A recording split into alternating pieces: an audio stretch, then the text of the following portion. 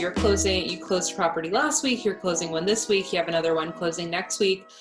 When you think about, what we just shared with you about kind of the slower process on renovations and contracting and all of that, how are you thinking about all of the deals that you're closing during this time? Like, are these buy and holds, or like, do they already have tenants occupied in them and you're just keeping things as usual? I'm just so curious. Yeah, the properties I'm closing on now, they're actually smaller properties. They're duplexes around like 300,000.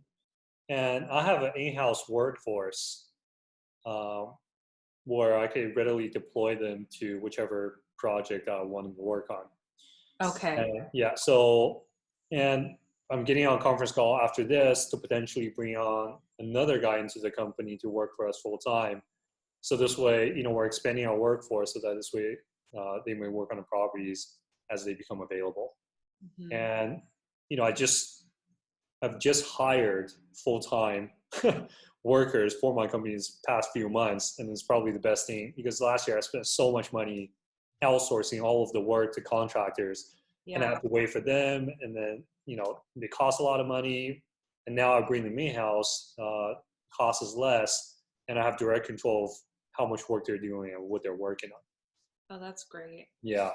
So now when I get these properties, for example, one property the property that I closed today, it's a duplex. The front unit is pretty much done. It just needs an extra door to be added to convert it into a 4-2 instead of a 3-2. So I'll add the door. It will become a 4-2 instantaneously. I think it's going to be listed today for rent, even though all the paperwork have not processed yet, but it's going to be closed. I signed, I funded. It's going to close in a couple of days, but it's going to be marketed starting today. So as soon as all the transactions are complete, we should already have a renter lined up. Make sense? And so that when that renter gets in, he will be able to pay for all of my expenses for that property moving forward. Hmm. And then while the front tenant or the tenant is occupying the front unit, I'm going to start working on the back unit.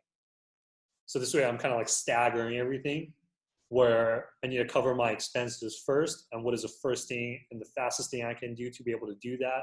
And I subsequently work on whatever else I need to bring optimal performance to the property.